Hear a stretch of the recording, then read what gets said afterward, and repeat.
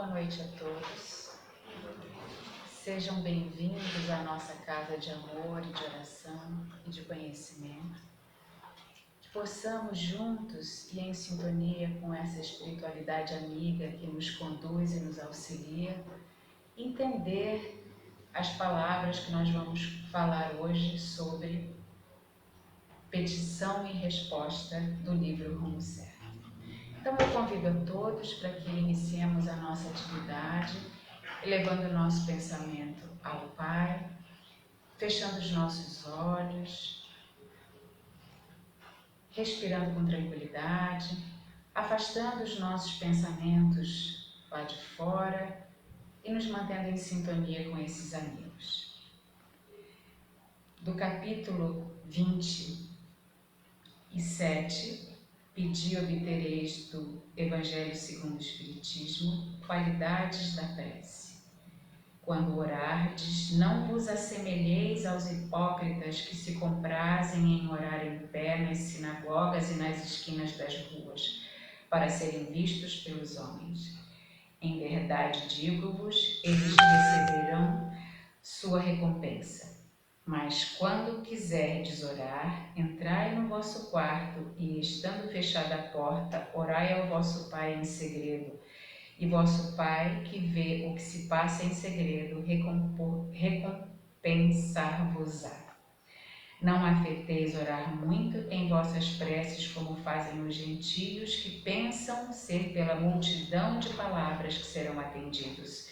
Não vos torneis, pois, semelhantes a eles, porque vosso Pai sabe do que necessitas antes de o pedirdes.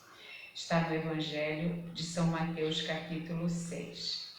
E no Evangelho de São Marcos, no capítulo 11, Eficácia da prece.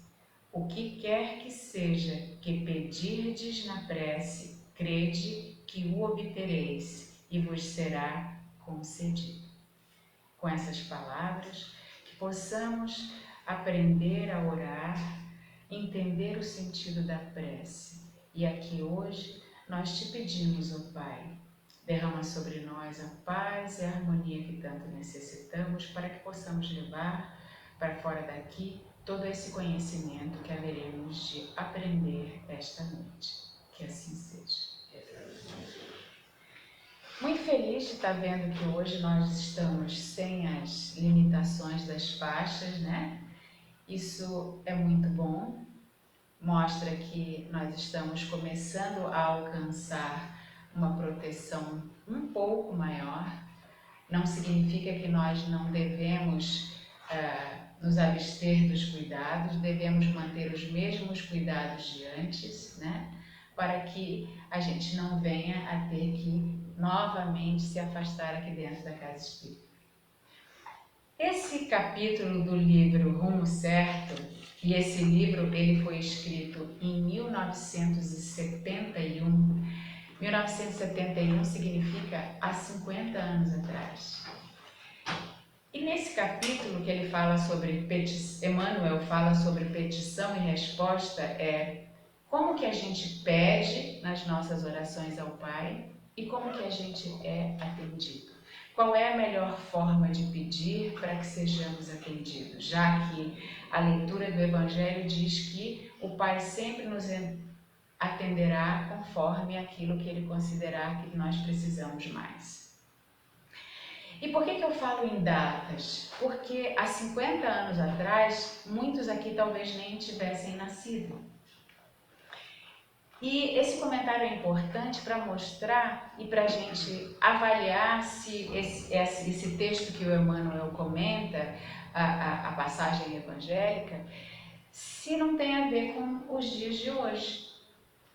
Isso mostra que a doutrina espírita ela é atemporal.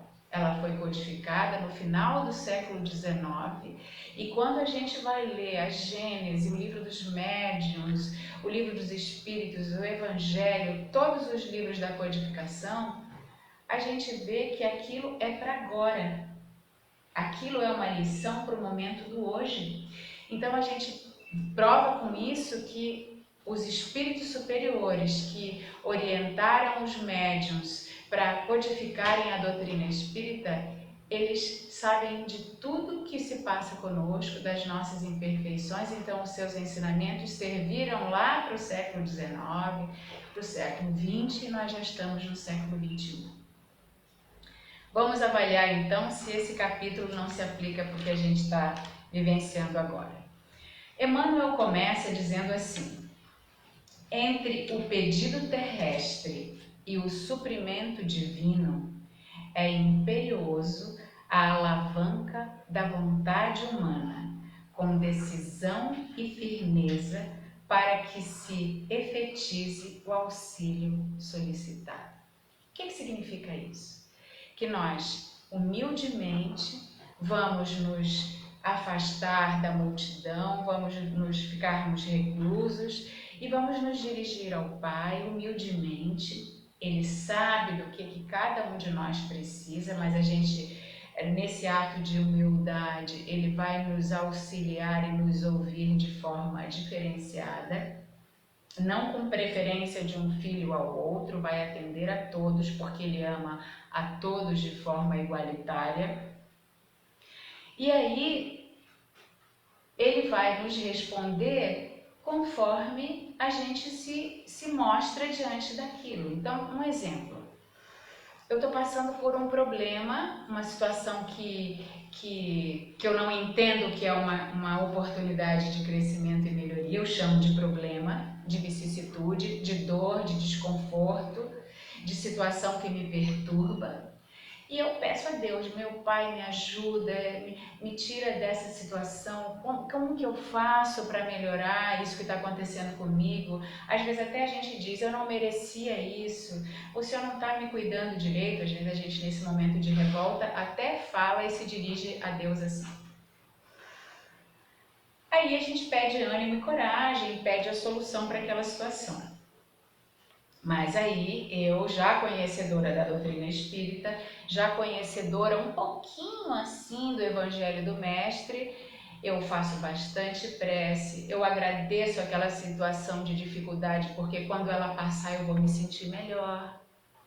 Eu venho ao centro espírita, eu faço atendimento fraterno, eu assisto a palestra, né? Eu participo do serviço voluntário da casa espírita, eu ajudo para quem tem mais necessidade do que as minhas, eu olho para a dor do outro e aí eu vejo, nossa, mas aquela situação que me incomodava, ela é tão pequena diante disso tudo. E aí eu respiro fundo, eu vou mudando o meu pensamento, as minhas ideias vão se clareando e eu encontro a solução para ultrapassar aquilo que me incomoda.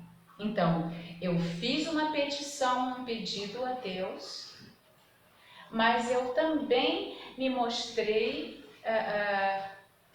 com vontade de que aquela coisa acontecesse. Se a gente ficar de braços literalmente cruzados, faz o pedido e espera que ele caia do céu, vai demorar mais tempo para a gente ser atendido. Ou a gente vai ser atendido e nem vai perceber que foi. Então, por isso que São Marcos diz: tudo aquilo que pedirdes na prece vos será concedido, ou pedi e obtereis. Então, a gente não vai pedir, a nossa petição não pode ser aquela segundo os nossos, que a gente queira que o Pai nos auxilie, segundo os nossos caprichos. Pai, eu quero saber os números da Mega Sena, a Mega Sena acumulou, me manda num sonho, né? Ou tira essa pessoa que me incomoda da minha vida, faz esse vizinho se mudar, vender a casa. E aquilo que eu preciso para adquirir a paciência, a tolerância, é me entender com esse vizinho. Isso é que eu ainda não compreendi, que o Pai está me ajudando, mas Ele está me ajudando no momento em que eu preciso aprender a paciência e a tolerância. E Deus vai nos ajudar exatamente nos oferecendo situações de acordo com a necessidade de cada um. Então, se eu abro o livro da minha história, ele abre a dele, ela abre o dela, cada um vai ter a sua história e vai ter as suas situações a passar, porque é da necessidade de cada um de nós individualmente. E aí nós nos unimos aqui juntos na casa espírita, porque de mãos dadas e juntos nós somos um feixe de varas. É mais fácil quebrar um galho único do que eu pegar vários galhos e quebrar. E nós juntos com Jesus e com essa doutrina que nos fortalece, nos dá ânimo e coragem, é muito mais difícil de nós nos ajoelharmos na queda. A gente até pode tropeçar, mas a gente vai estar caminhando adiante. E aí Emmanuel continua. Se eu peço a paz, quando é que essa paz vai chegar? Se eu continuo brigando, discutindo, odiando, plantando desarmonia? Não.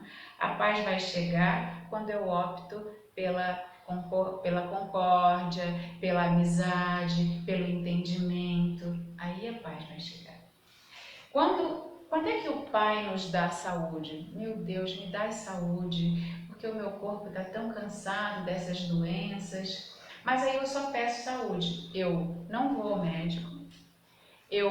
Se vou, eu não faço as recomendações que ele diz. Eu não faço os exames que ele pediu, porque eu tenho medo de achar alguma coisa nos exames. Imagina para quem ir no médico, vai que eu acho alguma coisa. Eu já ouvi essa frase várias vezes, né? Vocês já ouviram também? Ou aí o médico diz assim, olha, o senhor tem essa patologia, o senhor vai ter que tomar esse medicamento, o senhor vai ter que fazer exercício, o senhor vai ter que emagrecer, o senhor vai ter que praticar atividade física, isso. Aí o remédio que ele me deu me dá dor de cabeça, me dá dor no corpo, aí eu, em vez de voltar lá, doutor, dá para o senhor trocar esse remédio, que esse remédio não me fez muito bem? Não, ele simplesmente para de tomar, esse médico não sabe de nada. Como que Deus vai me dar saúde se eu não cuido do meu corpo? Que faz com que o meu espírito possa, aqui encarnado, aprender a amar e a reconstruir esse espírito aprendiz. Eu preciso me cuidar. Então, a minha saúde vai vir quando eu parar de me lamentar com as minhas doenças e agradecer por elas, porque elas me fazem mais forte. Eu vou fazer um depoimento rápido, porque eu estou olhando para o relógio, ele está me olhando também. Eu conheci uma pessoa que era como se fosse da família, ela conviveu conosco muitos e muitos anos, e ela, ao longo da sua vida, na idade já madura, quase já na terceira idade, ela contraiu um câncer.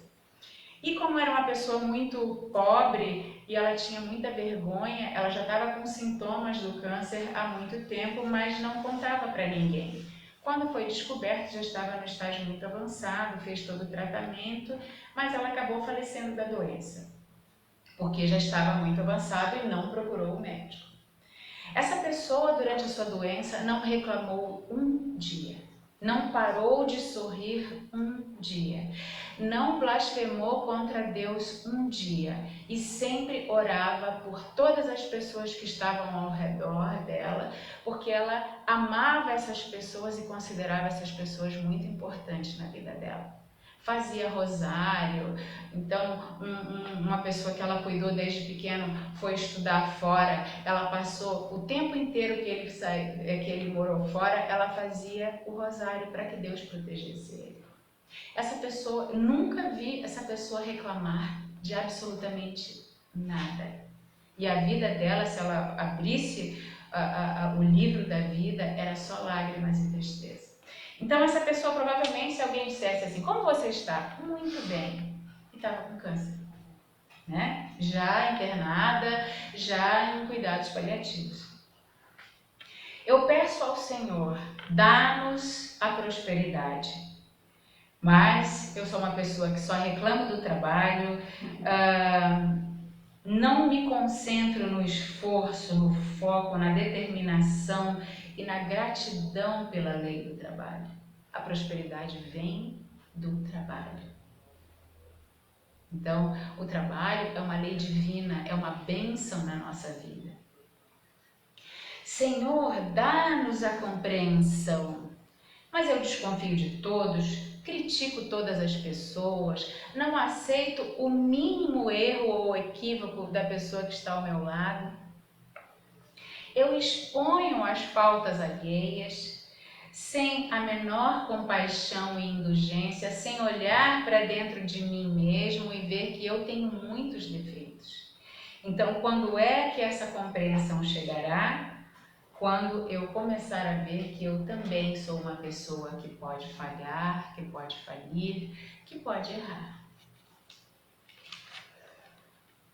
E aí, o que a gente então precisa fazer para que os nossos pedidos sejam atendidos? Quando que essa petição, esse pedido e a resposta vai ser essa bênção divina? Que a gente vai dizer assim, nossa, como Deus me ama e eu sinto isso dentro de mim. Quando isso vai ser? Como é que a gente tem que se dirigir a Deus então? Primeiro, confiando no Pai. Confiando que Deus, Ele é infinitamente justo, bom e misericordioso. Que nada acontece na nossa vida sem que fosse necessário e que gerasse um ser melhor e mais forte. Por mais absurdo que diante das leis humanas isso possa parecer. Mas não é. Só acontece porque houve a permissão do Pai para que isso acontecesse. E posteriormente as outras maneiras, e aí eu vou ler o que está no final do capítulo psicografado pelo Chico Xavier, pelo Espírito Emmanuel. Nós precisamos então esvaziar os nossos corações de tudo aquilo que discorde das nossas petições. Se eu peço a paz, eu tenho que tirar o ódio e a mágoa. Se eu peço a prosperidade, eu tenho que sair da minha preguiça e do meu conforto e trabalhar. Se eu pedir a compreensão, eu tenho que compreender o outro. Né? Então eu tenho que tirar de dentro de mim tudo aquilo que discorde daquilo que eu estou pedindo, a fim de que os nossos pedidos possam oferecer a bênção divina, um clima de aceitação, base e lugar. Como é que Deus vai colocar a paz se a pessoa não quer a paz? Ela pede a paz, mas ela briga e guerreia todo o tempo. Então, tudo que nós pedirmos nos será dado. Tudo que nós pedirmos, nós seremos atendidos. Mas as nossas ações, os nossos caminhares, eles têm que estar de acordo com o que a gente pede. Por exemplo, e para finalizar, eu pedi muito a Deus e eu fico emocionada porque eu, como médica, eu vi muita gente morrer de Covid. Eu atendi muitas pessoas. E eu pedi a Deus assim: Deus, me protege do Covid, a mim e a minha família. O que está em combinação com o meu pedido? Que não vai contra esse pedido. Por quase 2 anos eu não saí de casa só para trabalhar. Eu não aglomerei, eu não parei de usar máscara, as minhas mãos quase craquelaram de tanto lavar a mão e passar álcool. Eu tenho álcool em quase todas as partes da casa e do trabalho, né? Eu não saio sem máscara, hoje eu estou aqui, mas eu estou a mais de 2 metros de distância de vocês. Então, o que a gente pede tem que estar em acordo com o que eu faço. Eu me vacinei, se eu estava com o nariz escorrendo, eu ficava longe das pessoas, eu fazia teste antes de trabalhar para ver se a minha coriza não era Covid. Então, a gente tem que fazer aquilo de acordo com o que a gente quer, para que Deus nos atenda e a gente se sinta atendido, porque Ele atende sempre, mas às vezes a gente acha que Ele não está atendendo. Então, eu já passei o meu tempo. Eu agradeço a paciência de vocês de estar aqui, feliz por ver essa casa cada vez mais com mais rostinhos para a gente poder ajudar e aprender, né? E que a gente continue, não é só porque a gente está sem as fitas, que a gente continue mantendo os distanciamentos, não só aqui, mas fora da casa espírita, que a gente continue usando as nossas máscaras, lavando as nossas mãos, não aglomerando, fazendo as nossas revisões, fazendo os nossos cuidados para a minha diabetes, para a minha hipertensão, para as minhas doenças crônicas, para que o vírus fique cada vez distante, porque a pandemia pode parecer que acabou, muitas pessoas se comportam como se tivesse acabado, mas ela não acabou. Então, que nos cuidemos, que possamos, através então da prece, levando o pensamento a Deus, sabendo que seremos mais ainda atendidos com a oferta da fluidoterapia, dos passes, mas que possamos, em sintonia com esses benfeitores, agradecer sempre a oportunidade da vida, a oportunidade do aprendizado, a oportunidade da luz que entra nas nossas vidas a partir do Evangelho do Mestre Jesus, e que a nossa máxima a cada dia possa ser que eu possa fazer ao outro unicamente aquilo que eu gostaria que me fizessem, e que eu possa me dirigir a Deus sempre de forma submissa, de forma amável, acreditando que Ele nos protege, nos orienta e nos ama diuturnamente, de forma igualitária, porque Ele é um Pai muito bom e misericordioso. Obrigada, então, por estarmos aqui esta noite e retornemos aos nossos lares com esta paz e esta harmonia. E que assim seja.